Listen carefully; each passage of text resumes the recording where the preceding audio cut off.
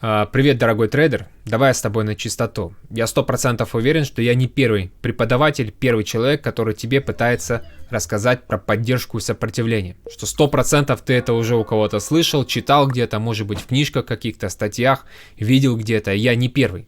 100%. Я в этом 100% уверен. Знаешь еще в чем я уверен? В том, что ты на этом нифига не зарабатываешь. Что у тебя, если поддержка сопротивления работает, то она работает либо через раз, либо ты на этом зарабатываешь какие-то копейки. Сегодня я расскажу, как правильно, черт возьми, ставить эту поддержку и сопротивление проклятую, чтобы она действительно работала, чтобы ты действительно на этом деньги зарабатывал. Также я расскажу, когда поддержка сопротивления не работает. То есть бесполезно строить поддержку и сопротивление, потому что она тупо не сработает здесь. И также я дам сегодня стратегию работы на поддержке и сопротивлениях так, чтобы это действительно работало, чтобы это действительно приносило тебе деньги. Не так просто как-то на словах бла-бла-бла-бла, а так, чтобы ты действительно почувствовал это, чтобы это действительно работало. Я сразу скажу.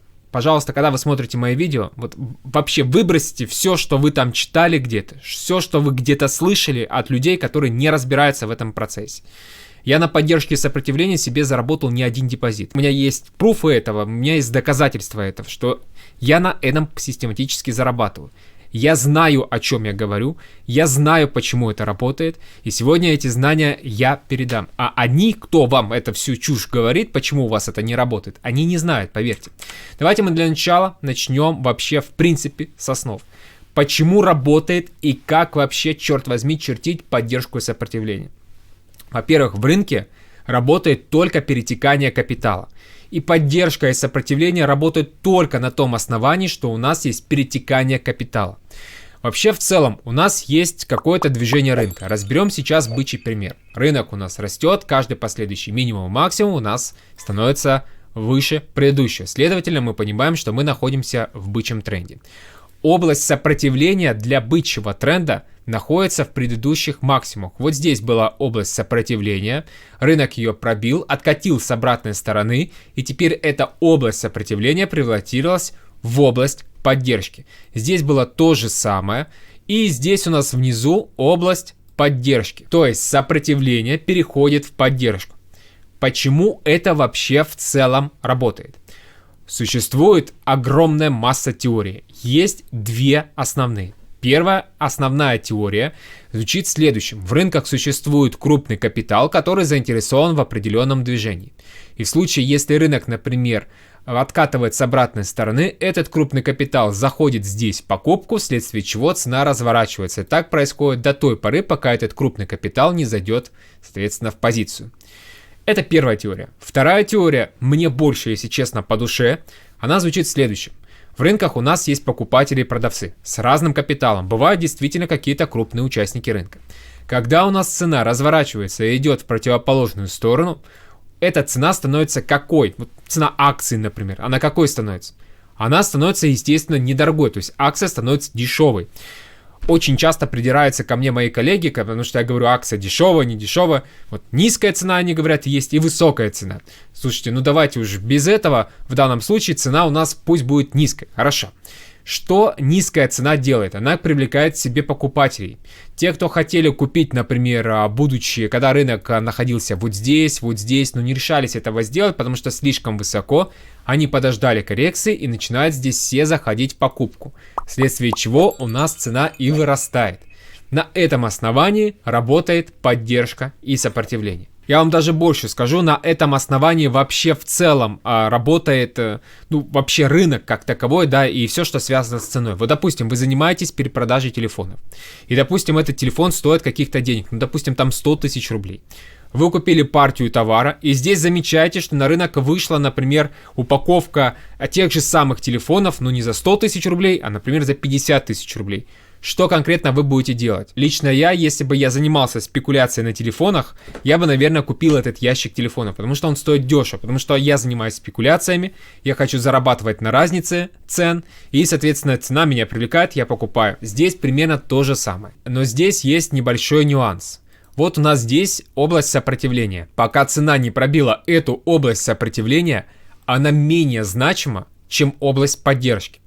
Иными словами, рынок может дойти до этой области сопротивления и развернуться, а может эту область сопротивления пробить и пойти наверх, потому что здесь, например, бычий тренд. Поэтому область поддержки и сопротивления – это неравные между собой элементы.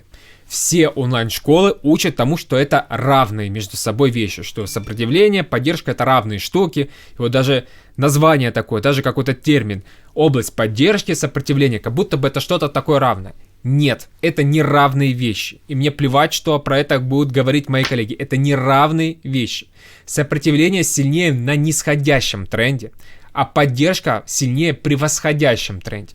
Допустим, мы сейчас откроем, допустим, акцию Сбербанка.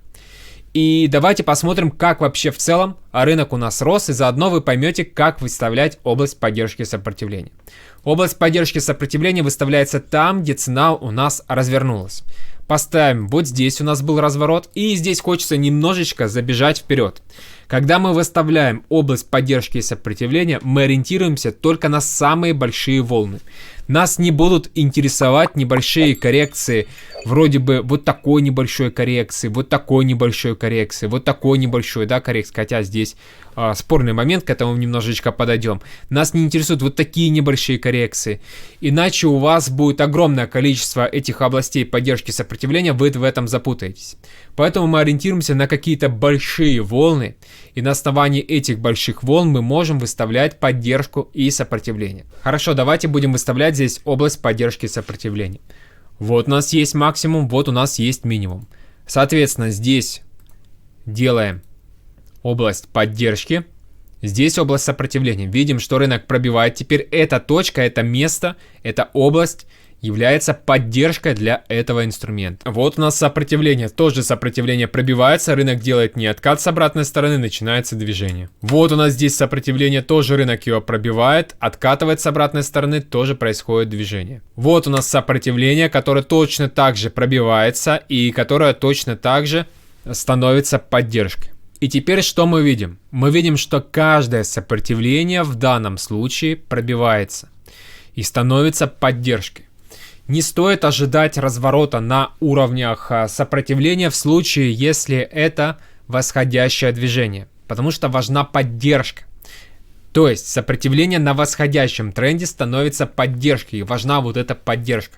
Но не стоит акцентироваться, пока не пробито сопротивление, не стоит ожидать, соответственно, разворота там. Этот разворот может произойти, а может, конечно, и не произойти. Все будет зависеть от ситуации, от того, в какой фазе сейчас находится рынок.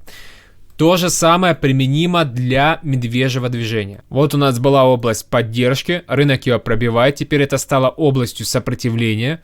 И здесь происходит точно такое же движение. То есть происходит пробой области поддержки, теперь эта поддержка становится областью сопротивления, и происходит движение. Как мы видим здесь, область поддержки точно так же пробивается и имеет меньшее значение, чем сопротивление. Хорошо, давайте повторим.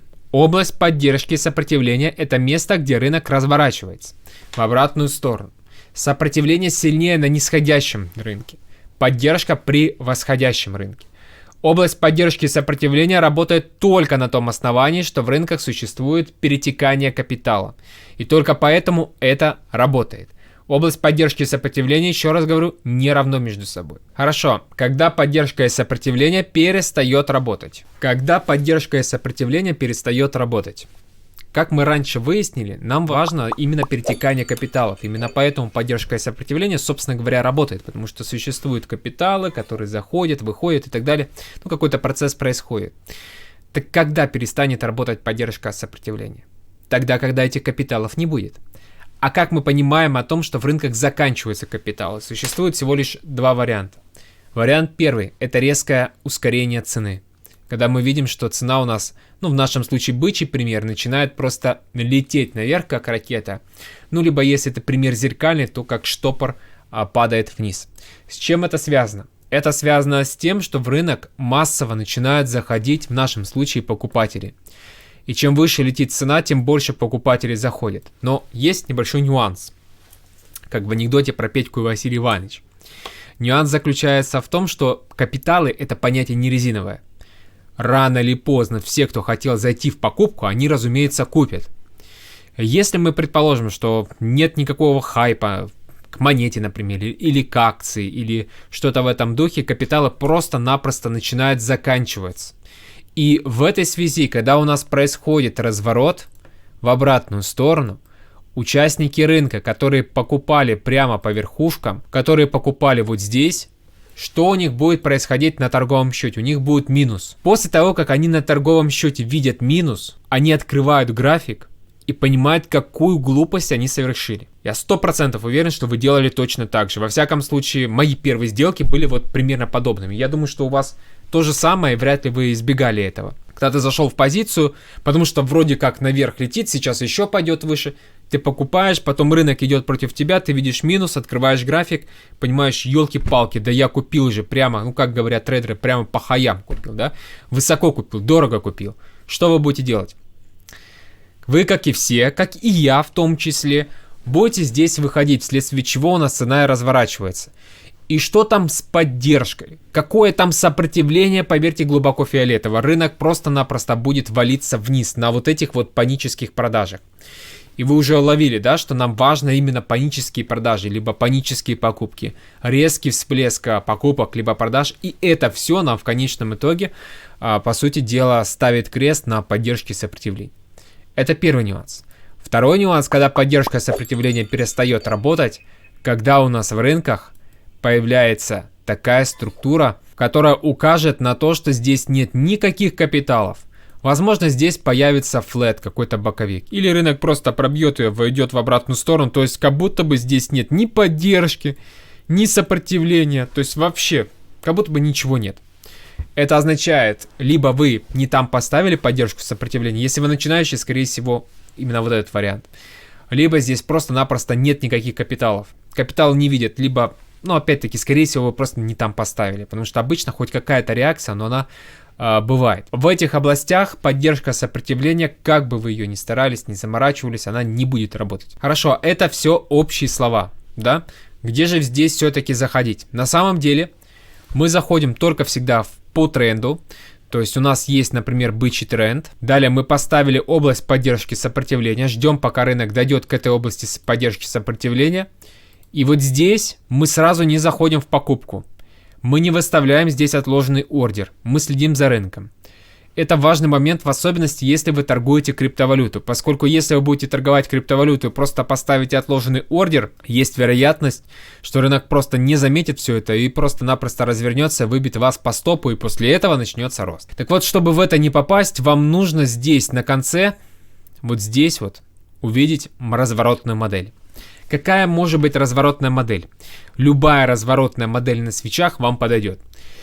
Это может быть поглощение, это может быть пин-бар, может быть здесь появление там какой-то другой формации. Но, если честно, моя из любимых формаций, я ее называю молот, но это может быть и не совсем молот. Это свеча с небольшим телом и большим хвостом. Давайте мы немножечко посмотрим на эту модель более пристально. Что мы имеем? Мы имеем резкое движение вниз. То есть вот у нас произошло, например, открытие рынка. Рынок у нас пошел вниз в процессе торгов. После этого вырос и где-то здесь, предположим, закрылся. Следовательно, у нас появляется вот такая японская свеча с небольшим телом и большим хвостом. И давайте я задам вопрос. Что в рынках могло произойти такого, что заставило их развернуться? Ведь до этого у нас доминировали продавцы, продавцы были мощные, они довольно неплохо продавали. У них все было прекрасно. Но они дошли до какой-то точки, где появился покупатель, и в рынок стали заходить покупатели.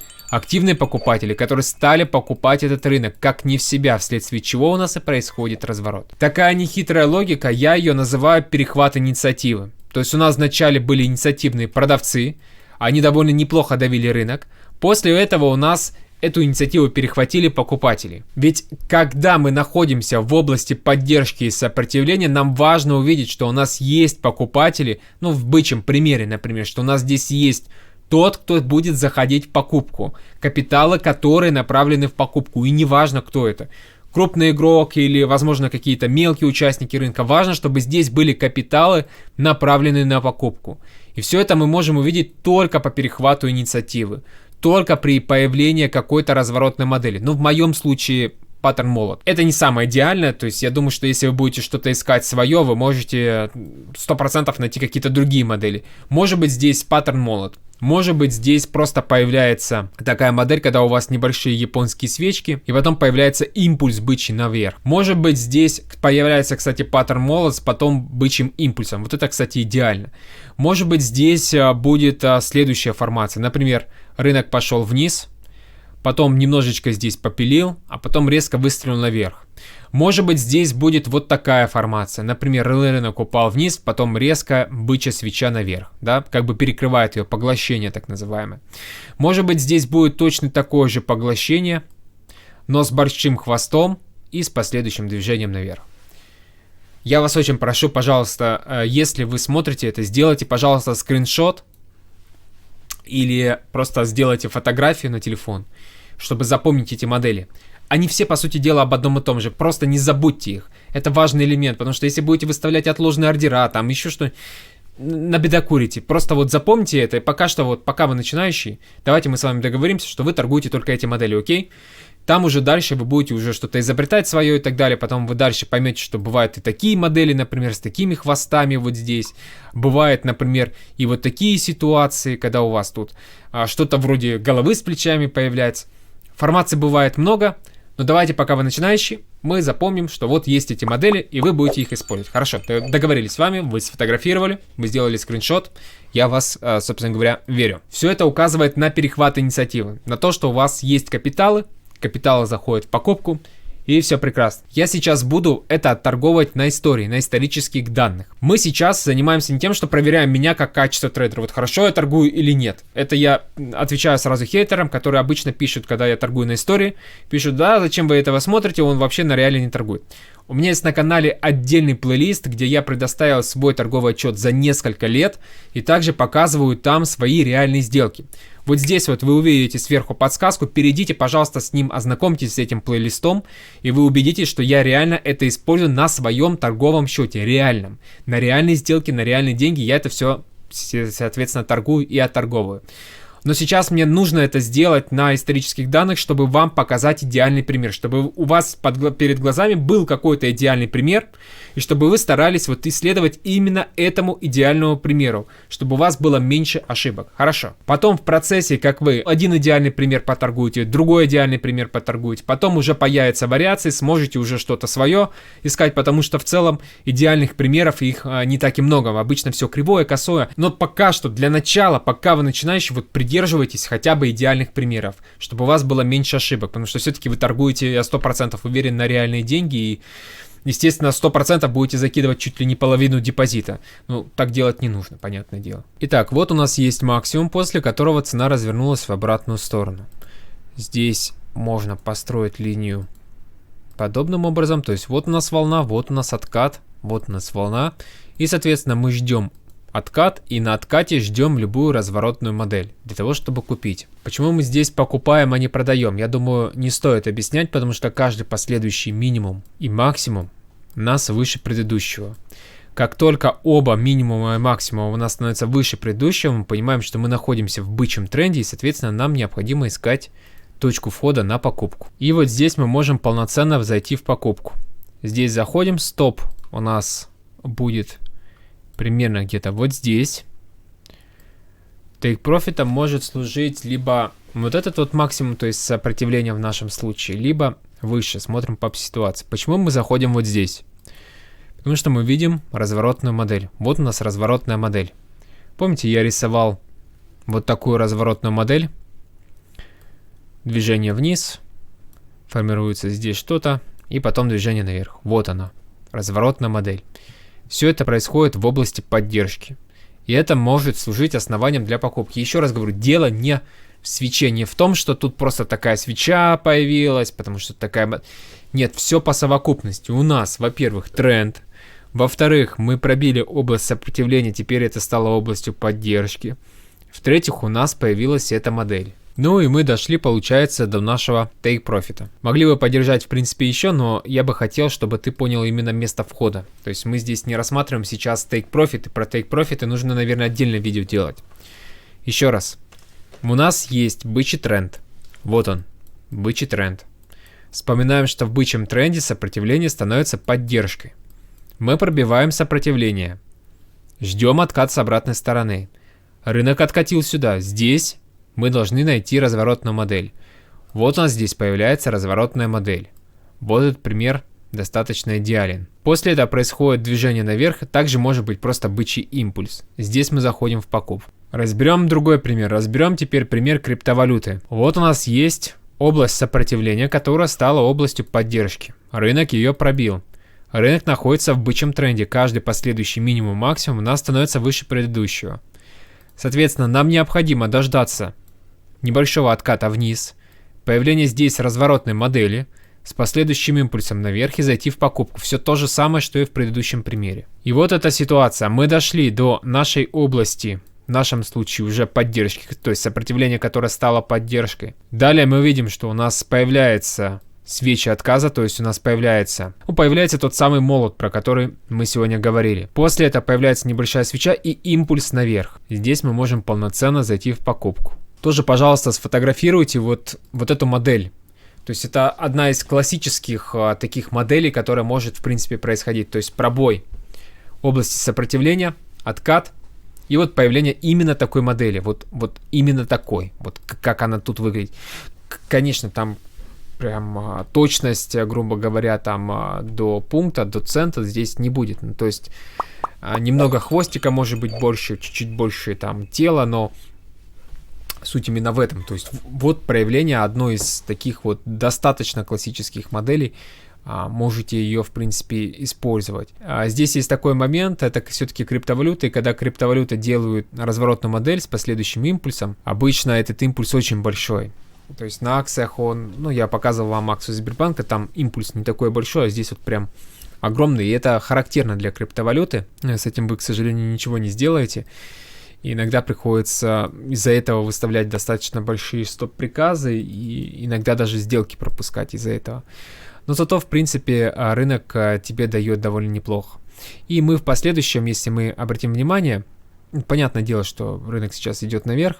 Если мы дальше обратим внимание, вот у нас здесь есть область сопротивления, да, которая стала областью поддержки. И сейчас я остановлю. Если мы обратим внимание, то же самое, что у нас и происходило, только немного другая модель. Вот у нас разворотные модели пошли. Вот они пошли. Вот разворотная модель, да, то же самое. Движение вниз, хвостики с последующим движением наверх.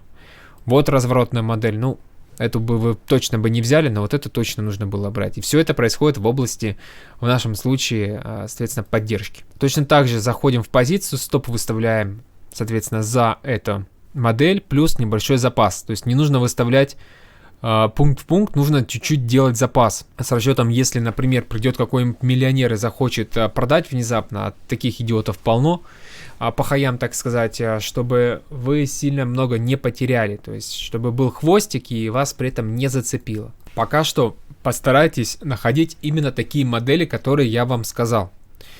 Не старайтесь искать что-то другое. Вот сконцентрируйтесь только на них. У вас будет очень мало сделок именно вот похожей логике по похожим моделям.